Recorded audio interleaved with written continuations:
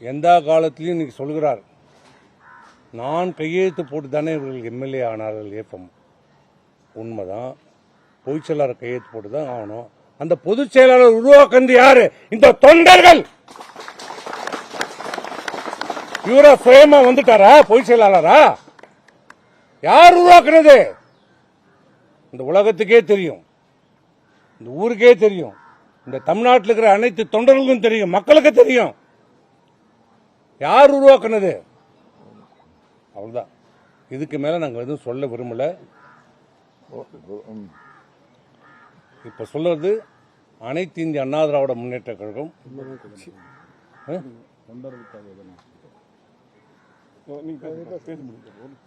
அனைத்து இந்திய அண்ணா திராவிட முன்னேற்ற கழகம்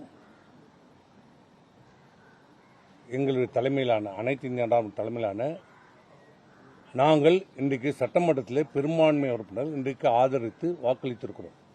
ஒரே நோக்கம், ஒரே எண்ணம். என்ன காரணம் என்றால், எங்களுடைய நோக்கமும் ஆளும் டிவிகேவுடைய நோக்கம் ஒன்றுதான். திமுக அப்புறப்படுத்த வேண்டும், திமுக அகற்றப்பட வேண்டும். இதே ஒரே நோக்கம், ஒரே காரணத்திற்காக தான் இன்னைக்கு அனைத்து இந்திய அண்ணா திராவிட முன்னேற்ற கழகம் டிவிகே இந்த ஆட்சிக்கு ஆதரவு அளித்திருக்கிறோம்.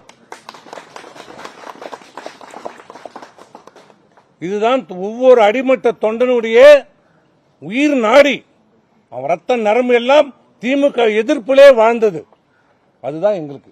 இதை தவிர்த்து வேற எந்த நோக்கமும் இல்லை, வேற எந்த இதுவும் கிடையாது. ஆகவே இன்றைக்கு தவறான செய்திகளை